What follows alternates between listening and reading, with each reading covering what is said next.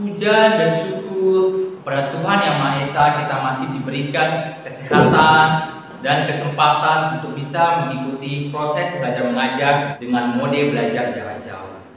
Hakikat pembelajaran jarak jauh pada dasarnya sama dengan pembelajaran tatap muka, hanya pelaksanaannya di rumah masing-masing. Sehingga saya mengingatkan kepada kita semua untuk tetap serius mengikuti proses belajar mengajar agar nilai yang optimal dengan karakter yang membanggakan.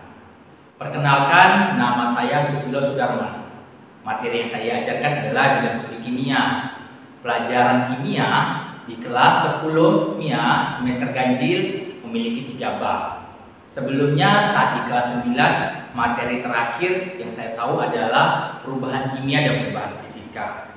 Oleh karena itu, pada materi pertama ini kita akan memasuki materi kimia dalam kehidupan. Kenapa harus kimia dalam kehidupan? Karena peran kimia dalam kehidupan sehari-hari itu sangat penting, sehingga mencapai tujuan pembelajaran kita, yaitu mengidentifikasi berbagai produk yang mengandung bahan kimia dalam kehidupan sehari-hari. Yang kedua, menjelaskan hakikat ilmu kimia itu sendiri. Dan ketiga, memahami prosedur standar tentang keselamatan dan keamanan kimia di laboratorium. Yang keempat, memahami peran kimia dalam penguasaan ilmu lainnya, baik ilmu dasar seperti biologi, astronomi, geologi, maupun ilmu terapan seperti pertambangan, pertanian, perikanan, dan teknologi. Materi yang pertama adalah berkaitan tentang kehidupan ilmu kimia adalah hakikat ilmu kimia. Apa itu hakikat ilmu kimia? Kimia adalah ilmu yang mempelajari komposisi struktur, sifat-sifat materi, perubahan suatu materi menjadi materi lain yang disebabkan oleh interaksi dengan benda lain atau reaksi kimia. Dalam reaksi kimia, ikatan antara atom akan dipecah dan membentuk substansi baru dengan karakteristik yang berbeda. Peran kimia itu sendiri sangat penting dalam kehidupan sehari-hari. Kita akan melihat begitu banyak penggunaan bahan kimia dalam kehidupan. Kita akan menemukan bahan kimia dalam rumah tangga seperti deterjen atau sabun yang kita pakai, makanan yang kita makan, bahkan ada dalam emosi kita. Itu sebabnya memahami pelajaran kimia sangat penting. Peran ilmu kimia dalam kehidupan sehari-hari banyak. Yang mau kita bahas antara lain adalah satu, di bidang pertanian. Apa sih peran ilmu kimia dalam bidang pertanian? Ilmu kimia di dalam bidang pertanian dimanfaatkan untuk membuat pupuk guna meningkatkan kesuburan tanah dan memberi nutrisi yang diperlukan tanaman. Hal ini dilakukan agar para petani bisa memanen tanaman mereka dengan lebih baik. Yang kedua adalah bidang industri. Ilmu kimia juga bisa dimanfaatkan dalam bidang industri. Salah satunya adalah industri pangan, di mana ilmu kimia menjadi alat bantu untuk meningkatkan mutu kualitas persediaan pangan. Di samping itu bisa dimanfaatkan untuk membuat mesin-mesin besar yang membutuhkan logam mulia. Ketiga adalah bidang biologi. Ilmu kimia dan biologi sangat tergantung dan saling ketergantungan. Hal ini lantaran proses kimia berlangsung dalam tubuh makhluk hidup, membutuhkan penjelasan biologi. Contohnya, proses pencemaran, proses pencernaan merupakan proses kimia yang dipelajari dalam biologi dan diperlukan pengetahuan tentang struktur maupun sifat senyawa seperti karbohidrat, protein, lemak, enzim, dan vitamin. Berikutnya adalah bidang arkeologi.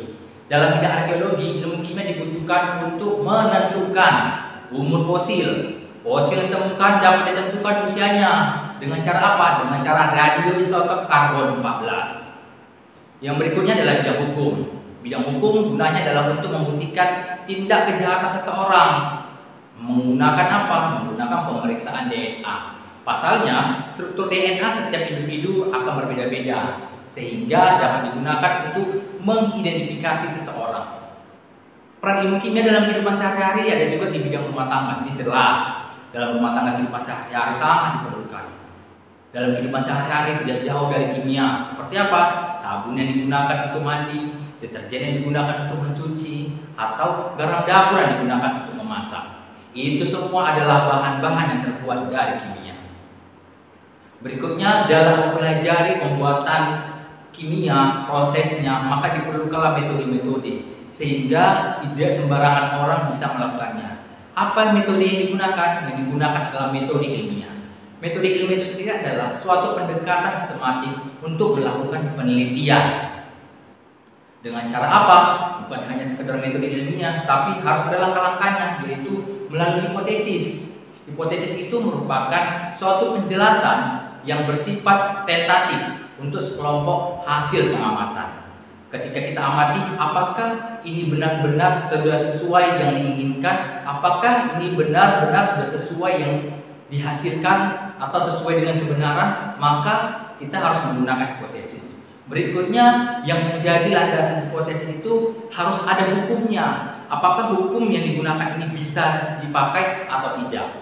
Oleh karena itu, hukum itu sendiri adalah suatu pernyataan matematis atau pernyataan variabel tentang hubungan antara fenomena-fenomena yang selalu dalam keadaan yang sama.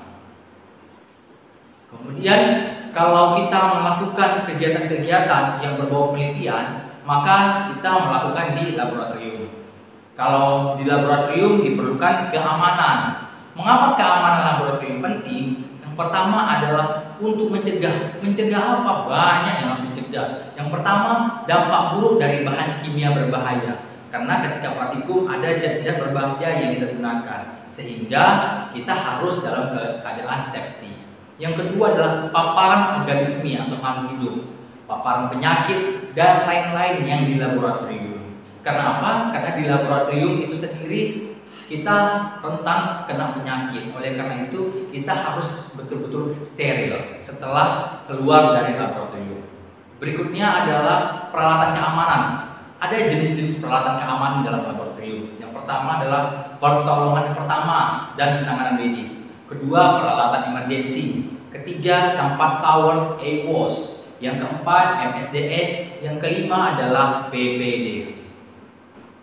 Dari materi yang saya jabarkan tadi, yaitu mengenai hakikat, kemudian metode, kemudian mengenai peranan kimia dalam kehidupan sehari-hari, maka dapat kita simpulkan bahwasanya kimia adalah ilmu yang mempelajari komposisi, struktur, sifat-sifat materi, perubahan suatu materi menjadi materi lain yang disebabkan interaksi dengan benda lain atau reaksi kimia.